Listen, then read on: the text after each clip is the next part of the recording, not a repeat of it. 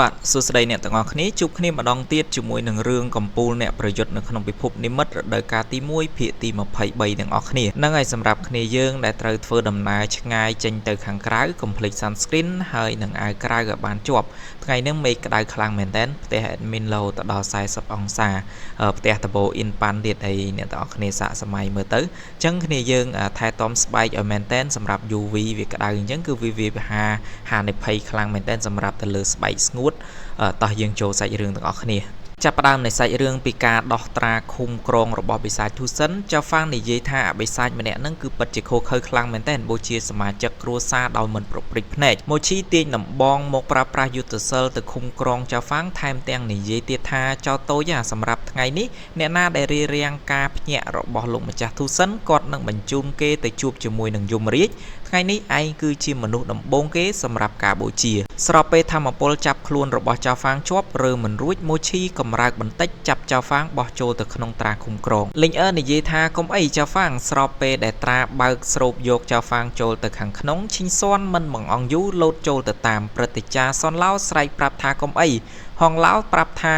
កុំធ្វើអីឈួតម៉ូឈីវិញសើចយ៉ាងសប្បាយនិយាយទៀតថាមើលទៅគួរឲ្យសង្វេគខ្លាំងណាស់មិនចឹងទេគាត់នឹងបញ្ជូនអ្នកទាំងពីរធ្វើជារលកញីឈ្មោលប្រើប្រាស់ធម្មពលបាញ់ចេញទៅចំអ្នកទាំងពីរធ្លាក់ចូលទៅក្នុងរបាំងត្រាស៊ុនឡោនិយាយថាប្រសិនបើឈីងស៊ွန်មានបញ្ហាគាត់ដោះស្រាយជាមួយនឹងគ្រួសារចៅយ៉ាងដូចម្ដេច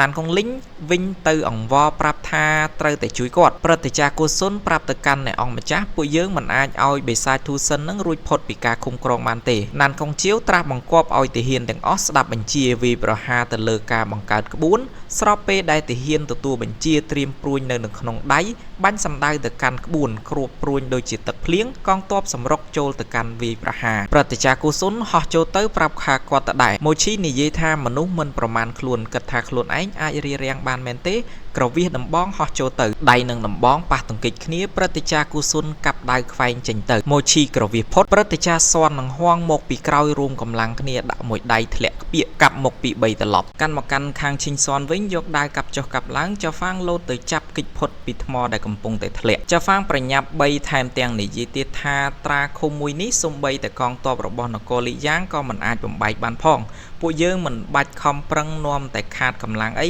ឈីងស៊ន់និយាយថាប្រសិនបើពួកយើងឆាប់គិចខ្លួននឹងពេលដែលបិសាចបុរាណបំបែកត្រាពួកយើងច្បាស់ជាคล้ายជាដង្វាយសម្រាប់បិសាចនោះចៅហ្វាងបន្តគិចពីបិសាចទូសិនសើចយ៉ាងកំណាច 80000 ឆ្នាំហើយដែលគាត់ជាប់នៅក្នុងត្រាឃុំថ្ងៃនេះអាចឃើញពន្លឺថ្ងៃសារជាថ្មីហើយឈីងស៊ន់និយាយថាបិសាចបុរាណត្រូវបានដោះលែងម៉ូឈីសើចស្របពេលដែលធម្មពលរបស់ព្រឹទ្ធាចារ្យគូស៊ន់វាយមកពីក្រោយយុទ្ធសិលរបស់អ្នកទាំងពីរប៉ះទង្គិចគ្នាម៉ូឈីខ្ទាតចេញទៅមកខាងក្អួតឈាមចង់ពីលៀនប៉ោតកងទ័ពទាំងអស់ខំប្រឹងវាយបំបែកក្បួនតែគ្មានបានការម៉ូឈីនិយាយថាឥតប្រយោជន៍ទេហួសពេលហើយលោកម្ចាស់ធូសិនចិត្តកើតឡើងមកវិញហើយស្របពេលរបាំងត្រាបែកធូសិនស្រែកយ៉ាងកំណាចរូបរាងដ៏ធំដូចជា Beatrix នៅក្នុង Mobile Legends និយាយថាគាត់ទៅតែត្រូវបានដោះលែងមានអ្នកយកកាដូជាច្រើនមកស្វាគមន៍គាត់លើកដៃដ៏ធំចាប់យកទាហាននៅខាងក្រោមចាប់បោះចូលទៅក្នុងមាត់លីងអឺអង្វរឲ្យពូវាងទៅជួយគាត់ផងណានកុងជាវនិយាយថាបិសាចបុរាណត្រូវបានដោះលែងតើពួកយើងត្រូវធ្វើយ៉ាងដូចម្ដេចទៅស៊ន់ឡោនិងហងឡោនិយាយថា